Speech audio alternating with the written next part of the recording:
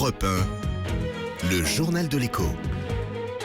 Toute l'actualité économique avec Éric Le Boucher. Bonsoir Éric. Bonsoir Nicolas. La bourse de Paris en forte baisse aujourd'hui. Moins 1,41%, 4820 points. À cause de la chute, ce sont les tensions entre la Russie, la Turquie, l'état d'alerte prolongé en Belgique, la mise en garde du département d'État américain sur les voyages, bref, les attentats.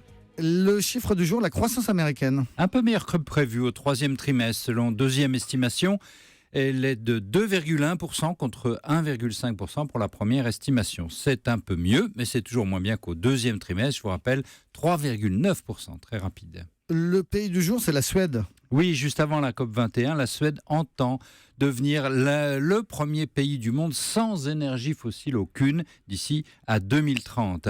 Alors c'est un bon élève, la Suède, elle a haussé son PIB depuis 1990, son PIB de 58%, tandis que les gaz à effet de serre reculaient de 22%.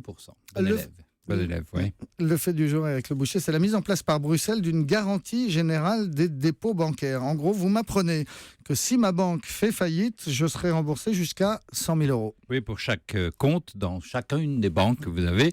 Eh bien, finalement, l'Europe est lente, c'est vrai, mais l'Europe avance. De nombreux pays ont une garantie nationale, par contre, et c'est l'Europe qui va prendre la relève. Un fonds européen de garantie sera créé, il sera financé par les banques elles-mêmes et il va peu à peu se substituer aux fonds nationaux qui existent. Donc, le passage progressif s'achèvera en 2024. Tout ça, c'est évidemment la crise de Lehman Brothers qui avait vu les banques faire faillite et les gouvernements devoir les renflouer. Bruxelles ne veut plus que les contribuables paient, ce devraient être les banques elles-mêmes.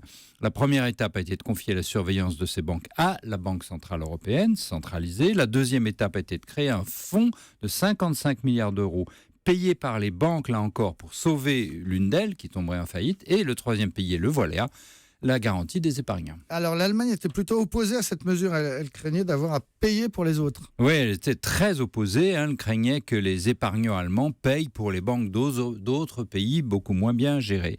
En fait, depuis le début de la crise, l'Allemagne a toujours été contre les mécanismes communs, avec cette même raison, payer pour les autres. Ça a été le cas pour sauver la Grèce, souvenez-vous, pour consolider les banques espagnoles, etc. Mais toujours, Nicolas, l'Allemagne a fini par payer. L'Europe bancaire se fait aujourd'hui contre l'Allemagne, mais elle se fait. Tout ça pour dire à ceux qui disent que rien n'avance en Europe, c'est faux. À ceux qui disent que l'Allemagne domine l'Europe, c'est faux. Merci beaucoup, Éric Le Boucher.